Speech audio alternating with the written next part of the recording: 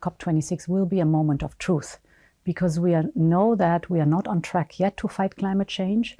We are running against the time, against the clock, so we need action now in this decade. The second topic is a question of fairness, the so-called climate finance.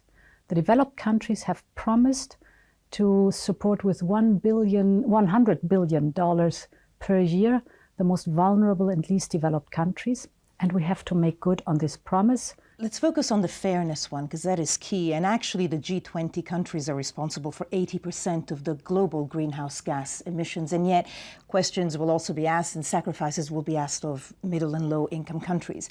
You mentioned the finance, which is obviously important, but shouldn't it go wider than that? Shouldn't it, for example, be at the heart of the foreign policy of the EU to try to alleviate the stresses that many of these countries are feeling? The goal must be, on one hand, climate adaptation, to support developing countries in that. This is very important.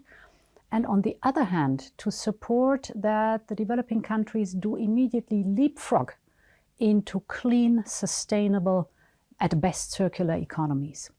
And this is the big goal. And for that, we need not only finances, but we also need innovation. And this innovation also has to go to the developing countries. The COP conference, obviously under the shadow of the pandemic, which is still raging. The numbers are contained in parts of Europe, around the world, they're not. A lot of vaccines are being pledged. I know that you will be announcing a huge pledge by the EU.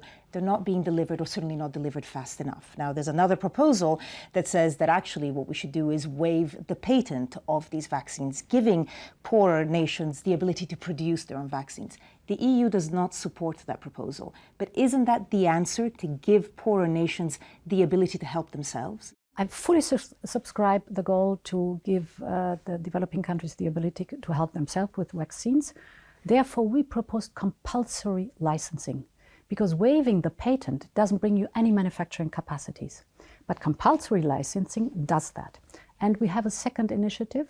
We invest $1 billion together with our African friends to bring mRNA technologies, the basis for the COVID vaccine, to Africa and to build up their manufacturing capacities.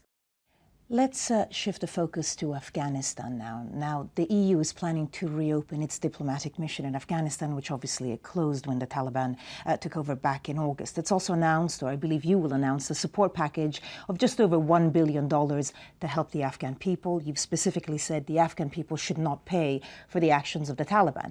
But of course, overall, EU development aid is still frozen because of the actions of the Taliban. What do you see the role of the EU being in Afghanistan right now? The winter is coming, and therefore the European Union is leading the initiative to provide humanitarian aid plus, we call it. Also, for example, to support teachers or healthcare workers that they can do their job, because the banking system is basically broken down, so salaries are not being paid. But I suppose it's that balance, obviously helping the Afghan people, but having to deal with the Taliban. It's just quite a difficult balance to strike, and I wonder how long it's sustainable for. This should not be forever. This is clear. This is for the crisis moment at right now. And we are working, and that's very important, with the neighboring countries, creating a platform, because they are affected also too. But the most important right now is that the Taliban government has to show that they come up with their deeds following their words. So far, we haven't seen that.